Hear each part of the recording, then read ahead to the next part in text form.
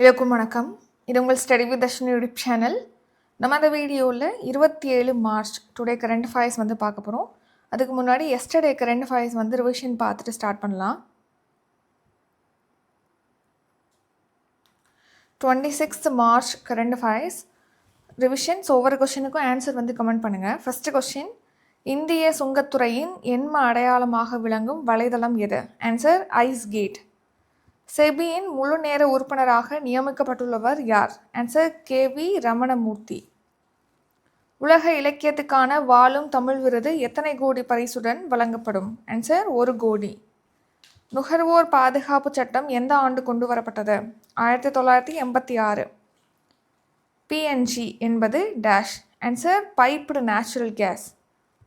வந்தே மாதரம் தேசிய பாடலை இயற்றியவர் யார்? ஆன்சர் பக்கிம் சந்திர சட்டர்ஜி.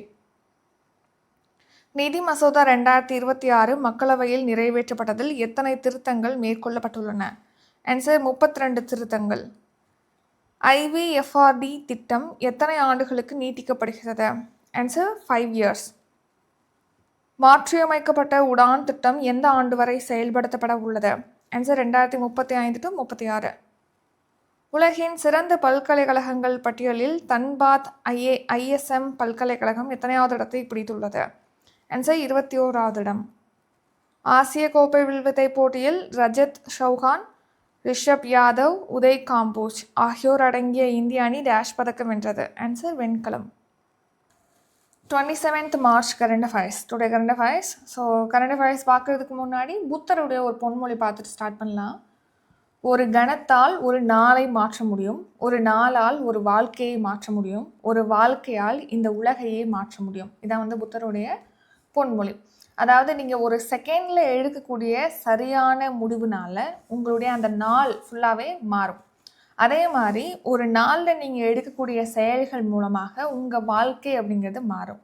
உங்கள் வாழ்க்கையை மாற்றுறதன் மூலமாக இந்த உலகத்துக்கு நீங்கள் ஒரு நேர்மறையான தாக்கத்தையும் ஏற்படுத்துறீங்க. உலகத்துக்கு ஒரு முன்மாதிரியான ஒரு ஆளாகவும் இந்த உலகத்தையும் மாற்றக்கூடிய நபராகவும் நீங்கள் மாறுறீங்க. எப்படி அப்படின்னு பார்த்தீங்கன்னா, இப்போ நீங்கள் வந்து இன்றைக்கி வந்து நம்ம படிக்க போகிறோம் அப்படின்னு சொல்லிட்டு அந்த செகண்டில் நீங்கள் எடுக்கக்கூடிய டிசிஷன் தான். அந்த ஒரு கணத்தில் நீங்கள் எடுக்கக்கூடிய இனிமேல் வந்து இத்தனை மணி நேரம் படிக்க போகிறோம், இவ்வளோ நேரம் ஸ்பெண்ட் பண்ண போகிறோம், ப்ரொடக்டிவாக இருக்க போகிறோம் அப்படின்னு சொல்லிட்டு நீங்கள் ஒரு செகண்டில் யோசிக்கிறீங்க. ஸோ அதனால் அன்றைய நாள் அப்படிங்கிறது ப்ரொடக்டிவாக போயிடுது. இதே மாதிரி நீங்கள் கண்டினியூவாக ஒவ்வொரு நாளும் பண்ணுறீங்க அப்படிங்கிற பட்சத்தில் உங்களுடைய லைஃப்பை நீங்களே சேஞ்ச் பண்ணுவீங்க. ஸோ அப்படி சேஞ்ச் ஆகும்போது நீங்கள் ஒரு பெரிய பொறுப்புக்கோ பெரிய போஸ்டிங்கோ ஒரு ஃப்யூச்சரில் ஒரு பெரிய ஆளாக வரீங்க அப்படிங்கிற பட்சத்தில் இந்த உலகத்திலே மாற்றக்கூடிய ஒரு நேர்மறையான தாக்கத்தை நீங்கள் கொடுக்குறீங்க. ஸோ அதான் வந்து இன்றைக்கி பொன்மொழி. சரி, நம்ம கரண்ட் அஃபேர்ஸ் பார்க்கலாம். Science and tech. தமிழ்நாட்டில் கண்டுபிடிக்கப்பட்ட தொல்லியல் குறியீடுகளை தொகுத்து வெளியிட்ட இணையதளம் எது? ஆன்சர் வெளியிடப்பட்ட இணையதளம் எது? Answer TNgraffiti.in. அதாவது என்னென்னா, தமிழ்நாட்டில் இது வரைக்கும் தொல்லியல் அகழாய்வுகள்லாம் நடந்திருக்கும் இல்லையா? அதில் வந்து இந்த பானையில் இந்த குறியீடு கண்டுபிடிக்கப்பட்டது, இந்த பானை ஓட்டில் வந்து இதை வரைஞ்சிருந்தாங்க, இந்த குறியீடு இருந்தது அப்படின்னு சொல்லிட்டு நம்ம பார்க்குறோம் இல்லையா? மீன் குறியீடு இருந்தது, தமிழ் எழுத்துக்கள் பொறிக்கப்பட்டிருந்தது, அந்த மாதிரிலாம் பார்க்குறோம் இல்லையா? அந்த குறியீடுகள்லாம் இப்போ தொகுத்து டிஜிட்டலைஸ் பண்ணியிருக்காங்க இந்த இணையதளத்தில், TNgraffiti அப்படிங்கிற இணையதளத்தில். ஸோ தமிழ்நாடு கிராஃபிட்டி சயின்ஸ், அதாவது தொல்லியல் அகழாய்வில் இந்த மாதிரி குறியீடுகள்லாம் கிடச்சிருக்கு இல்லையா? இந்த குறியீடுகள்லாம் இப்போ டிஜிட்டலைஸ் பண்ணியிருக்காங்க. டிஜிட்டலைஸ் பண்ணி இந்த இணையதளத்தில் வந்து வெளியிட்டிருக்காங்க. அந்த இணையதளத்தோட பேர் தான் TNgraffiti.in. தமிழ்நாடு அரசு சார்பில் தொல்லியல் துறையினால் இந்த இணையதளமானது தொல்லியல் குறியீடுகளை தொகுத்து வழங்கும் வகையில் தொடங்கப்பட்டிருக்கு. ஸோ தொல்லியல் ஆய்வு நடந்த இடங்கள், அங்கே கண்டுபிடிக்கப்பட்ட தொழில் பொருட்கள், குறியீடுகள், இந்த தரவுகள்லாம் இந்த இணையதளத்தில் இருக்கும். அடுத்த ரீசன் நியூஸ். இந்திய சுங்கத்துறையின் எண்ம அடையாளம் ஆக விளங்கக்கூடிய வலைதளம் எதுனா ஐஸ் கேட். மத்திய அரசுடைய வேலைவாய்ப்புக்கான இணையதளம் தான் NCS, நேஷனல் கெரியர் சர்வீஸ் இணையதளம். நம்ம அரசு இது என்னென்னா, வாட்ஸ்அப் மூலமாக 50க்கும் மேற்பட்ட அரசு சேவைகளை வழங்குறதுக்காக நம்ம அரசு அப்படிங்கிற ஒரு வசதியை தொடங்கியிருக்காங்க. நலம் நாடி செயலி, இது மாற்றுத்திறனாளி மாணவர்களுக்கு ஸ்பெஷல் எஜுகேஷன் கொடுக்கறதுக்காக. ECNet அப்படிங்கிறது உலகிலே மிகப்பெரிய தேர்தல் சேவை தளம். உடனுக்குடன் நீங்கள் வாக்குப்பதிவு நிலவரங்களை தெரிஞ்சு கொள்ளலாம் இதில். அடுத்து ரயில்வேல அனைத்து சேவைகளுக்காகவும் அறிமுகப்படுத்தப்பட்ட ஒரு செயலி தான் ரயில் ஒன். அடுத்த அப்பாயின்மெண்ட்ஸ். நேபாளத்தின் இளம் பிரதமராக பொறுப்பேற்றுள்ளவர் யார்?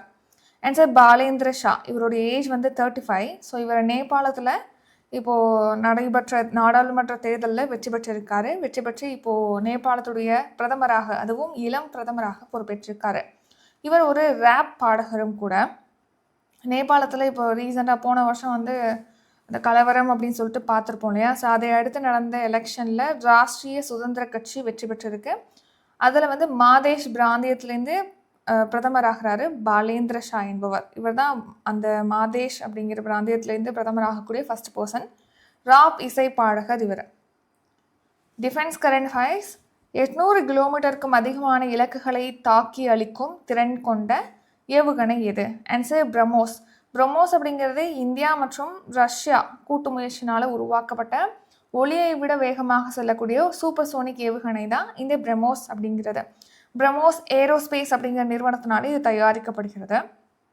இப்போது 800 கிலோமீட்டருக்கும் அதிகமான தொலைவில் உள்ள இலக்குகளை தாக்கி அளிக்கக்கூடிய இந்த பிரம்மோஸ் ஏவுகணையை வாங்குறதுக்கு திட்டமிட்டிருப்பதாக சொல்லியிருக்காங்க. இந்தியா வந்து இதை வாங்குறதுக்கு பிளான் பண்ணியிருக்காங்க.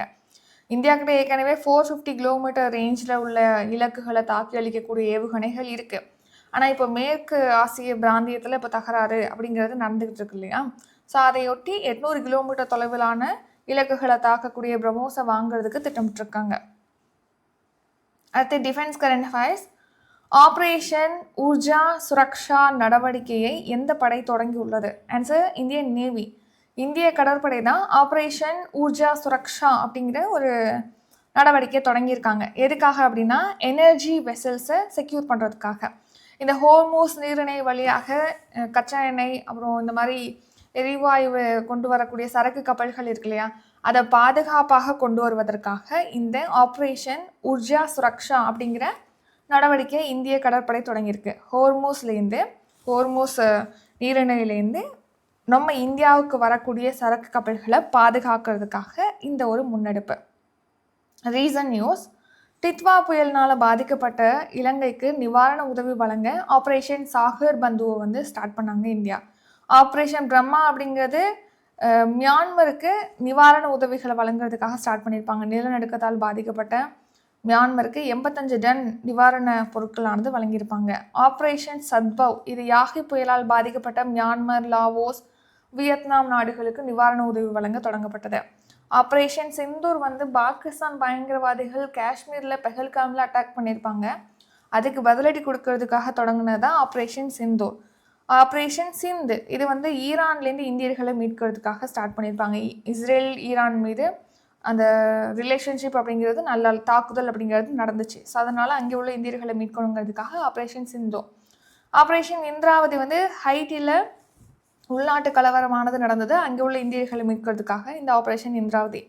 ஆப்ரேஷன் தோஸ்த் அப்படிங்கிறது சிரியா மற்றும் துருக்கியில் நடந்த நிலநடுக்கத்தில் பாதிக்கப்பட்டவங்களுக்கு அவங்கள மீட்கிறதுக்காக தொடங்கியிருப்பாங்க இதை.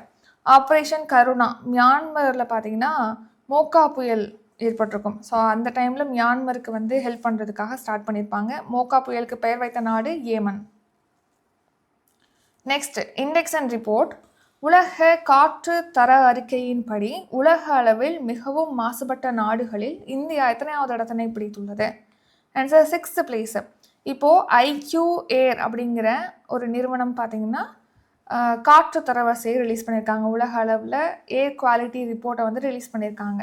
அந்த ரிப்போர்ட் படி உலகிலே மாசுபட்ட நாடுகள் வரிசையில் 6வது இடத்துல வந்து இந்தியா இருக்குது. ஃபஸ்ட்டு பிளேஸில் பொல்யூட்டட் கண்ட்ரியாக எந்த கண்ட்ரி இருக்குது அப்படின்னா பாகிஸ்தான்.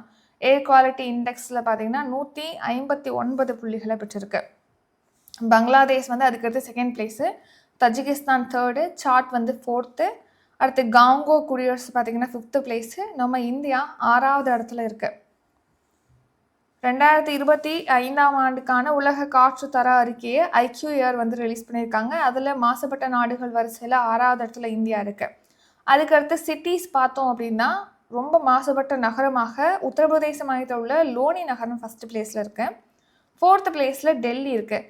டாப் 10ல் பார்த்தீங்கன்னா 5 நகரம் வந்து நம்ம இந்திய நகரங்கள். அது எந்தெந்த நகரங்கள்னால் லோனி ஃபஸ்ட்டு பிளேஸில் இருக்குன்னு பார்த்தோம், டெல்லி வந்து 4th பிளேஸில் இருக்குன்னு பார்த்தோம், அடுத்து பைனிஹாட், காசியாபாத் இதுவுமே டாப் 10ல் இடம்பெற்ற இந்திய நகரங்கள்.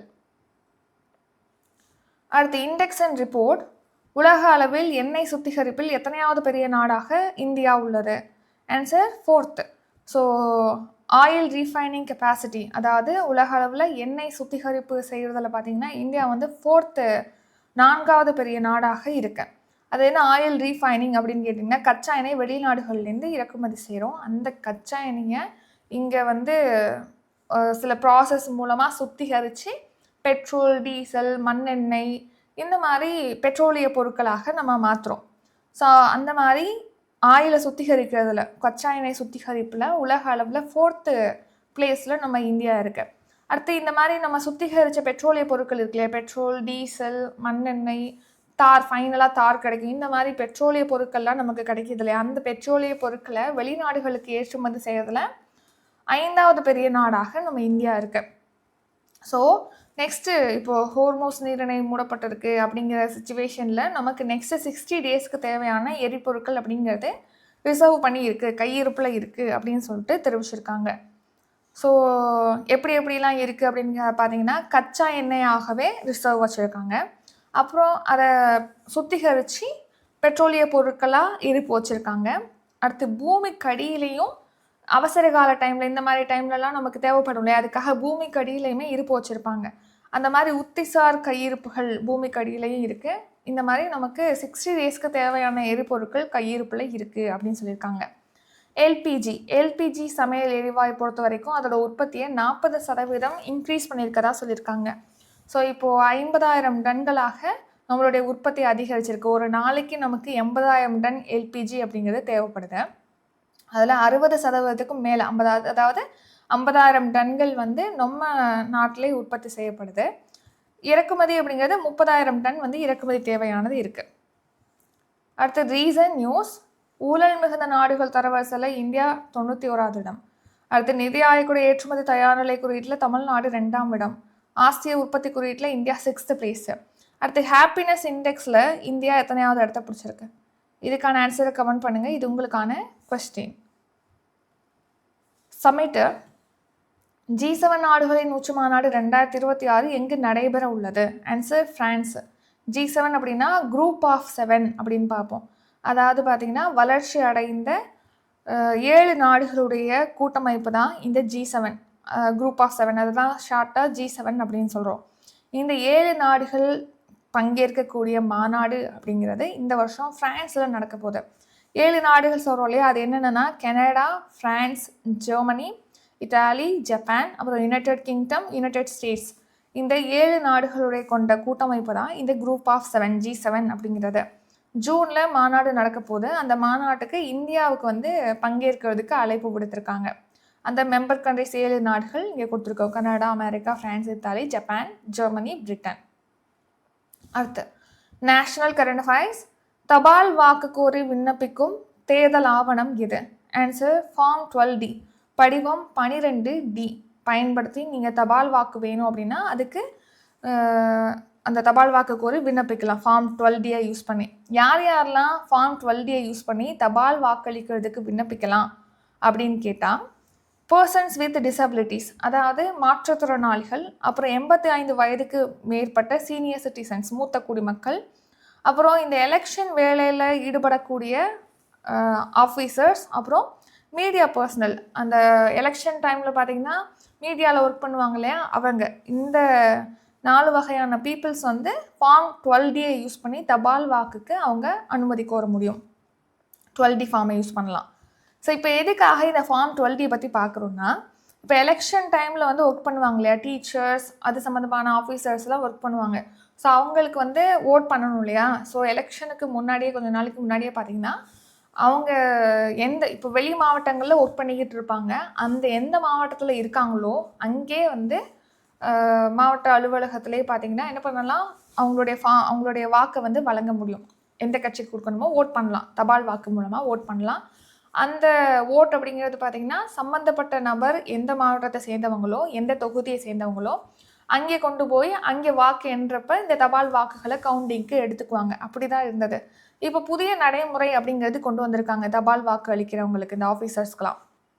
என்ன அப்படின்னா, இப்போ வெளி மாவட்டங்களில் ஒர்க் பண்ணுறாங்க கவர்மெண்ட் எம்ப்ளாயி, காவலர்கள், அதாவது இந்த தேர்தல் பணிகளில் ஈடுபட்டுள்ள அரசு ஊழியர்கள், காவலர்கள், ஊடகத்துறையினர் இப்படிலாம் இருக்காங்க இல்லையா, அவங்க அந்த மாவட்டங்களில் உள்ள துறைசார் அலுவலர்கள்ட்ட எந்த டிஸ்ட்ரிக்டில் இருக்காங்களோ அங்கே அந்த சம்மந்தப்பட்ட அலுவலர்கள்ட்ட 12D படிவத்தை பெற்று பூர்த்தி பண்ணிவிட்டு அதை அவங்களுடைய சொந்த மாவட்டத்துக்கு போய் கொடுக்கணும். சொந்த மாவட்டத்தில் எந்த தொகுதியில் அவங்களுக்கு வாக்கு இருக்கோ அங்கே உள்ள அலுவலர்கிட்ட இதை ஒப்படைக்கணும். அந்த அலுவலர் ஒரு பர்டிகுலர் டேட் சொல்லுவாங்க. அந்த டேட்டுக்கு சேம் அந்த தொகுதிக்கு போய் அவங்க வாக்குகளை வந்து வழங்கணும்.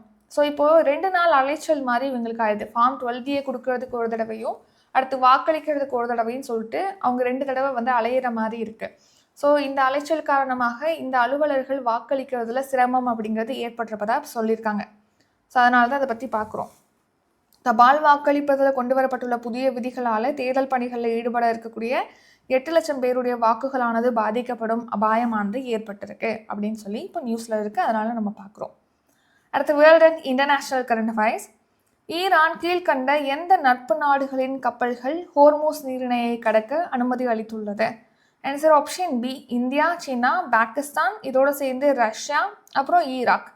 இந்த 5 கண்ட்ரிஸ், இந்த 5 நட்பு நாடுகளும் ஹோர்மூஸ் நீரிணையை கடக்கிறதுக்கு இப்போ அனுமதி வழங்கியிருக்காங்க. ஸ்ட்ரைட் ஆஃப் ஹோர்மூஸ் இந்த இருக்கு இல்லையா, குறுகிய வழி, சரக்கு கப்பல்கள் பயணிப்பதற்கான ஒரு குறுகிய வழி. ஸோ பெர்சியன் கல்ஃப்லேருந்து ஹோர்மூஸ் நீரிணை வழியாக தான் இந்த கல்ஃப் ஆஃப் ஓமன் போயிட்டு அப்படியே அரேபியன் சீல வந்து செல்ல முடியும். மற்ற நாடுகளுக்கு வர்த்தகம் அப்படிங்கிறது நடக்குது சரக்கு கப்பல்கள் மூலமாக. இப்போ இந்த ஹோர்மூஸ் நீரிணையை வந்து ஈரான் க்ளோஸ் பண்ணியிருக்காங்க.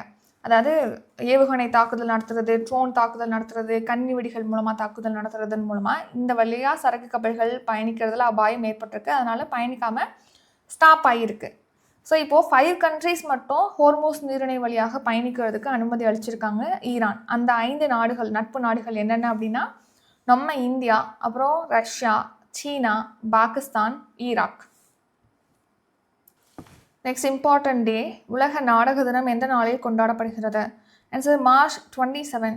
ஸோ உலக நாடக தினம், வேர்ல்டு தியேட்டர் டே அப்படிங்கிறது மார்ச் 27ஆம் தேதி நம்ம செலிப்ரேட் பண்ணுறோம்.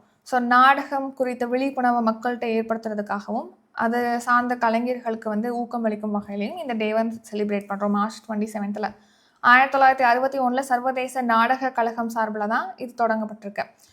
உலக அளவில் இந்த நாடக கலை வடிவத்தை மேம்படுத்தணுங்கிறதுக்காக இந்த டே செலிப்ரேட் பண்ணுறோம். இந்த வருஷம் தீம் என்னென்னா theatre and a culture of peace அப்படிங்கிறது தான் இந்த வருஷத்துக்கான தீம். அடுத்து ஸ்போர்ட்ஸ் கரண்ட் அஃபேர்ஸ். டேஷ் போட்டியில் பெண்கள் பிரிவில் திருநங்கை வீரர்கள் பங்கேற்க தடை விதிக்கப்பட்டுள்ளது? Answer Olympic. ஸோ ஒலிம்பிக் போட்டி பார்த்திங்கன்னா 2028 அமெரிக்காவில் நடக்க போகுது அப்படின்னு சொல்லிட்டு பார்த்துருப்போம் லாஸ் ஏஞ்சல்ஸில். ஸோ இந்த நிலைமையில் ஒலிம்பிக் கேம்ஸில் பார்த்திங்கன்னா உமன்ஸ் கேட்டகரியில் பெண்கள் பிரிவில் திருநங்கைகள் பங்கேற்கிறதுக்கு தடை விதிக்கப்பட்டிருப்பதாக தெரிவிச்சிருக்காங்க. ஸோ திருநங்கை வீரர்கள் ஒலிம்பிக்கில் பெண்கள் பிரிவில் பங்கேற்கிறதுக்கு தடை விதிக்கப்பட்டிருப்பதாக சர்வதேச Olympic committee, international Olympic committee வந்து தெரிவிச்சிருக்கு. அடுத்து ஷார்ட் நியூஸ். ஸோ இந்தியாவில் பார்த்திங்கன்னா சுகாதார காப்பீடு துறை வந்து 2024-25 9% வளர்ச்சியை பதிவு செஞ்சுருக்கேன். ஸோ அதன்படி ப்ரீமியம் வசூலிப்பாங்க இல்லையா, இப்போது இன்சூரன்ஸில் ஜாயின் பண்ணுறோம் அப்படின்னா அதுக்கு என்ன பண்ணுவோம், ப்ரீமியம் அப்படின்னு செலுத்துவோம் இல்லையா, அந்த ப்ரீமியம் வசூல் வந்து 1.2 லட்சம் கோடி இலக்கை தாண்டி சாதனை படைச்சிருப்பதா நிதி அமைச்சகம் தெரிவிச்சிருக்கு. அடுத்து இந்தியாவில் இப்போ கணினி பயனர்கள் இருக்காங்க அப்படின்னா அதில் 3ல் ஒரு கணினி பயனர் வந்து ஆஃப்லைனில் இருந்தால் கூட, இணைய வசதி இல்லாமல், இணைய இணைப்பு இல்லாமல் ஆஃப்லைனில் இருந்தால் கூட சைபர் தாக்குதல்களை அவங்க எதிர்கொள்கிறதா சைபர் பாதுகாப்பு நிறுவனமான காஸ்பெர்கி வந்து தெரிவிச்சிருக்கு. அடுத்து அமெரிக்கா முன் வச்சிருப்பாங்க இல்லையா இந்த போர் நிறுத்தத்துக்கான திட்டத்தை ஈரான் மீது, ஈரான் வந்து இது ஒருதலைபட்சமாக இருக்குது, நியாயமற்றதாக இருக்குதுன்னு சொல்லிட்டு அந்த போர் நிறுத்த திட்டத்தை நிராகரிச்சிருக்காங்க. அடுத்து 27th March current affairs today revision பார்த்துடலாம். ஸோ அதுக்கு முன்னாடி இப்போ நம்ம ஏப்ரல் 3ஆம் தேதி மேக்ஸ் பேட்ச்சு, அப்புறம் கரண்ட் அஃபேர்ஸ் சப்ஸ்கிரிப்ஷன் ஸ்டார்ட் ஆகுது, கரண்ட் அஃபேர்ஸ் டெஸ்ட் பேட்சும் ஸ்டார்ட் ஆகுது. அதை பற்றி டீட்டெயிலாம் டிஸ்கிரிப்ஷனில் இருக்குது, செக் பண்ணி பார்த்துக்கோங்க. இப்போ நம்ம ரிவிஷன் பார்த்துடலாம். ஃபர்ஸ்ட் கொஸ்டின், தமிழ்நாட்டில் கண்டுபிடிக்கப்பட்ட தொல்லியல் குறியீடுகளை தொகுத்து வெளியிடப்பட்ட இணையதளம் எது? Answer tngraffiti.in. நேபாளத்தின் இளம் பிரதமராக பொறுப்பேற்றுள்ளவர் யார்? ஆன்சர் பாலேந்திர ஷா. 800 கிலோமீட்டருக்கு அதிகமான இலக்குகளை தாக்கி அளிக்கும் திறன் கொண்ட ஏவுகணை எது? ஆன்சர் பிரம்மோஸ். ஆபரேஷன் ஊர்ஜா சுரக்ஷா நடவடிக்கையை எந்த படை தொடங்கியுள்ளது? Answer Indian navy. உலக காற்றுத்தர அறிக்கையின்படி உலக அளவில் மிகவும் மாசுபட்ட நாடுகளில் இந்தியா எத்தனையாவது இடத்தினை பிடித்துள்ளது? Answer 6th place. உலக அளவில் எண்ணெய் சுத்திகரிப்பில் எத்தனையாவது நாடாக இந்தியா உள்ளது? Answer 4th. G7 நாடுகளின் உச்சி மாநாடு 2026 எங்கு நடைபெற உள்ளது? Answer France. தபால் வாக்கு கோரி விண்ணப்பிக்கும் தேர்தல் ஆவணம் எது? Answer form 12D.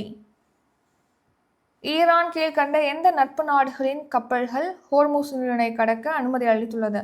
இந்தியா, சீனா, பாகிஸ்தான், இதோட சேர்த்து ஈராக் பிளஸ் ரஷ்யா, 5 நாடுகள்.